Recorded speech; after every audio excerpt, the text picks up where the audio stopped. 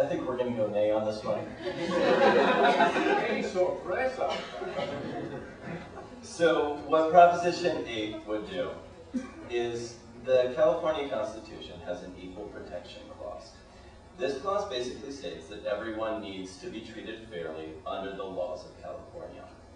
Proposition 8 would amend the California Constitution to specifically exclude one group of people from this amendment, from that clause.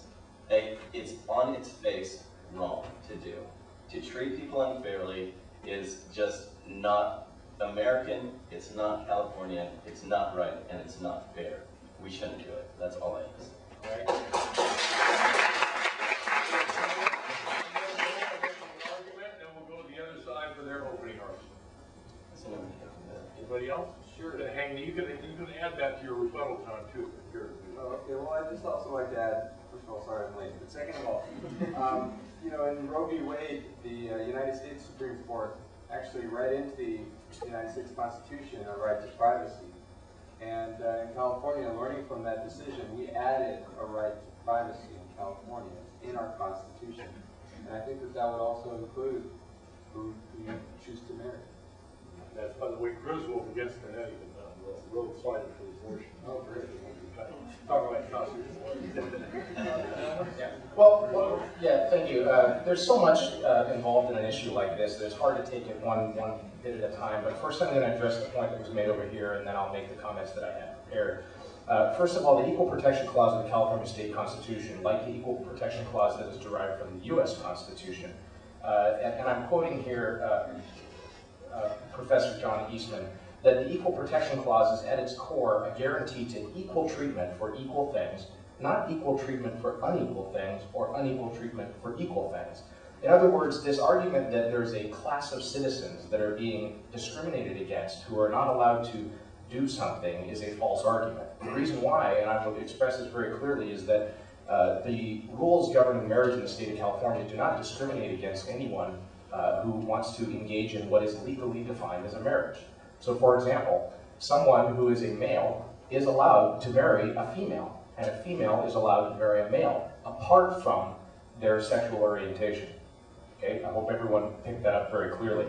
What this is really about here is a very complicated subject that pertains to people's individual rights and the concept of individual rights where they intermesh with group rights. Just to bring everyone up to speed, Proposition 22 was originally passed by the voters on the 7th of March 2000, with over 61% of the people approving of Proposition 22. And Proposition 22 did one simple thing. It added to the State Family Code, Section 300, a clarification of an issue that had come under judicial scrutiny at the time, which is who can marry, who is qualified to marry, and what defines a marriage. Is it any general agreement between any group of people, or are there specific dimensions that are required to define something as a marriage?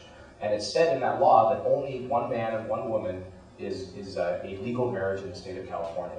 It was that simple. It was the court that overturned that by claiming that it was an individual right for someone to marry someone of the same gender. Now, in government, we have all different categories of treating people in different ways, not in unequal ways or unfair ways, but in different ways, because people have different needs, different attributes, different requirements. And certainly the purpose of a marriage and a family is primarily for the procreation of children and for the best, most healthy environment that a child can be raised in, which is to have one mother and one father. Certainly all of the evidence that we have today shows that that's the case. Really touching more on the point that I was making before, is that this is at its core an issue of reversing judicial activism. In our country, what really binds us together is our shared collective agreement on the idea that there are certain procedures that are in place that we need to follow in order to get something to be changed culturally, societally, or legally, and that is at the ballot box. And what has happened is judicial fiat. 4 authoritative experts have overturned the express will of, by a far and away, a majority of the people in California, and have imposed upon them a new definition of marriage that has never been understood historically from time immemorial. This is at its core undemocratic, unrepublican in the Republican tradition, not of the party, but of the founding principles of the country, as set forth by Madison and Jefferson. And I think if we examine it from that standpoint, we realize that the voice of the people and its opportunity to be voiced and be heard is paramount to these very important issues that we all face and need to decide as individual voters, not rely on an aristocratic judiciary to determine them for us.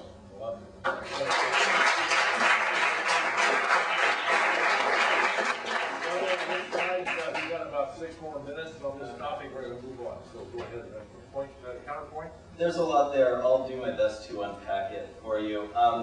First of all, the legalistic argument that you started out making, that it does not Proposition 8 would not disenfranchise a certain class of citizens. I think you may be reading the letter of the law, but you are not understanding the true spirit of the law. And that's why I think it falls deaf, it rings on deaf ears, because certainly the right to marry a male does not carry any sort of value for a lesbian, and to suggest that maybe she should, if she did want to exercise her right as a citizen to get married, that she could marry a male, does that sound like something she would be interested in? I don't think so. You know, you are right in the letter of the law, but not in the spirit, good sir. And to say that the marriage laws on the books are primarily for the procreation and raising of children is not based on anything. That's not enshrined in any sort of law. And if it were, then people, when they sign a marriage certificate, would have to commit to procreating. I certainly have not been married, but if anyone else here, if there is a section for that on the marriage license, you can correct me. It's from mother-in-law. Okay. And I'm glad to have a Mother-in-law provision. That's mother-in-law. Okay. Oh, I'm sorry. Thank you for the correction. And I'm kind of glad you trotted out this canard about judicial activism, because whenever I hear a Republican making that argument, I'm reminded of a college basketball coach who only complains to the ref when the call goes against him. The judiciary is a part of the 3 branches of our federal and state government. If you've taken high school government, then you can see that it does have a role in enforcing the Constitution, and that is what it did in this case.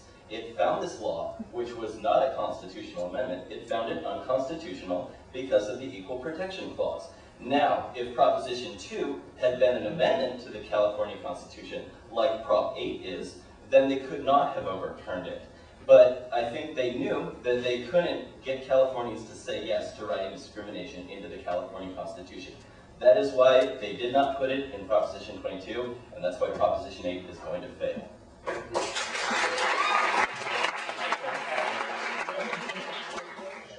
First, I take exception to the use of the term canard, but I would respond with the fact that the argument that is being made on this side is fallacious. The fact that an individual so desires to do something under law is not a guarantee that the law must accommodate them. A person's interests or will as an individual does not always have to be met with the approval of the public and codified into law.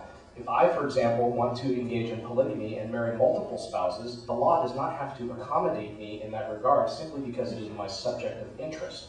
The second thing is, he mentioned that the judiciary is one of the 3 branches of the government. It most certainly is, but the judiciary does not make law. It only interprets law. And I'm reading now from the California Constitution, Article 2.